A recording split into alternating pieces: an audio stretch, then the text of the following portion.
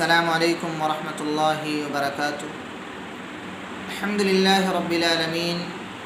والصلاة والسلام علی اشرف الانبیاء والمرسلین نبینا محمد وعلی آلہ واصحابہ اجمعین ومن تبعهم بإحسان إلى يوم الدین، اما بعد فقد قال النبی صلی اللہ علیہ وسلم لا يزال الناس بخیر ما عجل الفطر، رواہ البخاری و مسلم۔ محترم معزز ناظرین کرام، ابھی میں نے آپ حضرات کے سامنے صحیح بخاری اور صحیح مسلم کی ایک روایت پیش کی ہے، لا يزال الناس بخیر ما عجل الفطر۔ اس کا ترجمہ یہ ہے کہ لوگ اس وقت تک خیر پر رہیں گے، اس وقت تک بھلائی پر رہیں گے، اس وقت تک اللہ رب العالمین کی رحمت پر رہیں گے، اللہ کی رحمت ان کے ساتھ شامل حال ہوگی جب تک وہ روزہ افطار کرنے میں جلدی کریں گے، جب تک وہ افطاری کرنے میں جلدی کریں گے تب تک لوگ خیر پر رہیں گے، بھلائی پر رہیں گے، اللہ رب العالمین کی رحمت پر رہیں گے۔ کیا مطلب ہے حدیث کا؟ کہ لوگ خیر پر رہیں گے، بھلائی پر رہیں گے۔ اس کا مطلب یہ ہے کہ روزہ افطار کرنے میں جلدی کرنا چاہیے۔ جیسے ہی سورج غروب ہو جائے، سورج ڈوب جائے، ہمیں اور آپ کو روزہ چھوڑ دینا چاہیے، افطار کر لینا چاہیے، کیونکہ انسان صبح صادق سے لے کر کے غروب آفتاب تک بھوکا پیاسا رہتا ہے۔ اللہ رب العالمین کی فرمان کی وجہ سے اللہ رب العالمین نے منع کر دیا ہے کہ صبح صادق سے لے کر غروب آفتاب تک کے بیچ میں کھانے اور پینے سے اللہ رب العالمین نے روک دیا ہے، اللہ نے منع کر دیا ہے۔ تو اللہ رب العالمین کے منع کرنے کے بعد انسان صبح صادق سے لے کر کے غروب آفتاب تک بھوکا اور پیاسا رہتا ہے۔ تو اللہ رب العالمین نے جب حکم دیا، جب اللہ کا حکم آ گیا کہ سورج غروب ہو جائے، افطاری کر لو، تو ہمیں اور آپ کو بھی اس چیز میں جلدی کرنا چاہیے، ہمیں اور آپ کو افطار کرنے میں جلدی کرنا چاہیے، کیونکہ اللہ کے نبی صلی اللہ علیہ وسلم نے فرمایا لا يزال الناس بخیر ما عجل الفطر، لوگ اس وقت تک بھلائی پر رہیں گے، اس وقت تک اچھائی پر رہیں گے، اس وقت تک خیر پر رہیں گے، اس وقت تک اللہ رب العالمین کی رحمت پر رہیں گے، اللہ کی رحمت ان کے ساتھ شامل حال ہوگی، اللہ کی رحمت سے فائدہ اٹھاتے رہیں گے جب تک کہ لوگ افطار کرنے میں جلدی کریں گے، جب تک لوگ افطاری میں جلدی کریں گے۔ کیونکہ میرے دوستو، افطار میں جلدی کرنا یہ مومنوں کی علامت ہے، ایمان والوں کی نشانی ہے، اہل ایمان کی نشانی ہے۔ اور جو انسان جان بوجھ کر کے دیر سے روزہ افطار کرتا ہے، وہ انسان خیر پر نہیں ہے، وہ انسان بھلائی پر نہیں ہے، وہ انسان اللہ رب العالمین کی رحمت پر نہیں ہے۔ اللہ کی رحمت ایسے لوگوں کے پر شامل حال نہیں ہوتی ہے جو دیر سے روزہ افطار کرتے ہیں۔ میرے بھائیو اور دوستو، آج کے ترقی یافتہ دور میں ہمارے پاس انٹرنیٹ کی موبائل ہونے کے باوجود بھی ساری چیزیں اسکرین پر دکھائی جاتی ہیں۔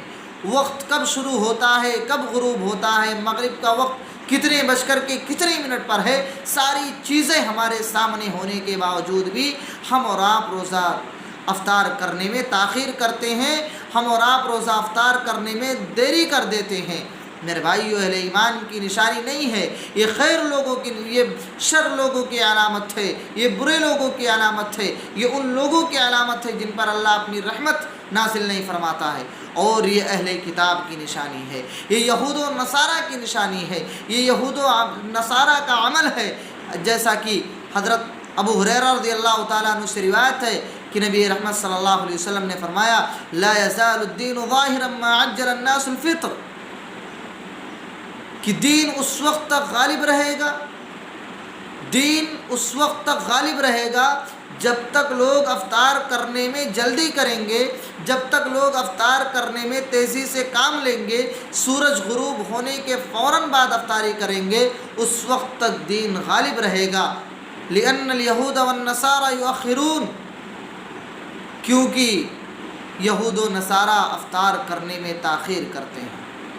یہود و نصارہ افطار کرنے میں لیٹ کر دیتے ہیں، دیری کر دیتے ہیں، وقت ہو جانے کے باوجود بھی 5 منٹ 10 منٹ وہ لیٹ کر دیتے ہیں، تاخیر کر دیتے ہیں، تاکہ وہ سوچتے ہیں کہ ہمارا روزہ صحیح معنوں میں مکمل ہو جائے، صحیح معنوں میں ہمارا روزہ پورا ہو جائے۔ میرے بھائی اور دوستو،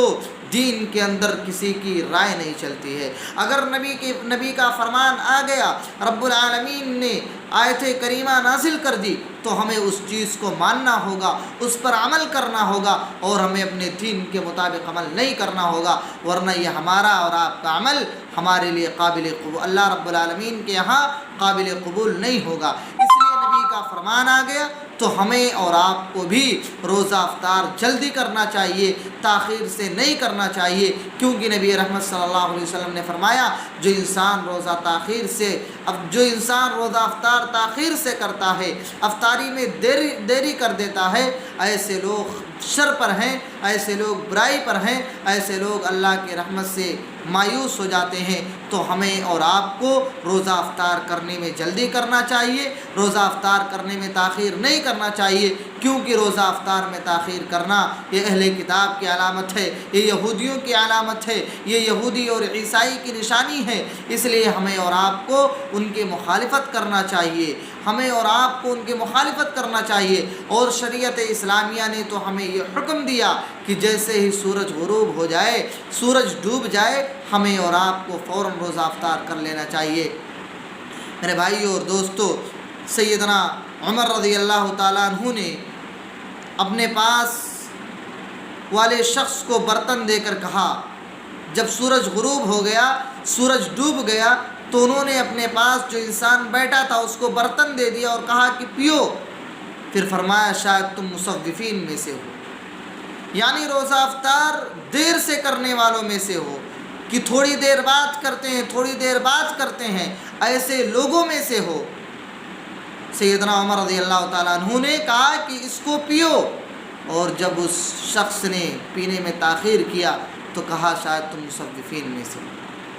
پتہ یہ چلا میرے بھائیو اس حدیث سے کہ ہمیں اور آپ کو تاخیر نہیں کرنا چاہیے، دیری نہیں کرنی چاہیے، لیکن آج ہمارے بہت سارے بھائی اس چیز میں ملوث نظر آ رہے ہیں۔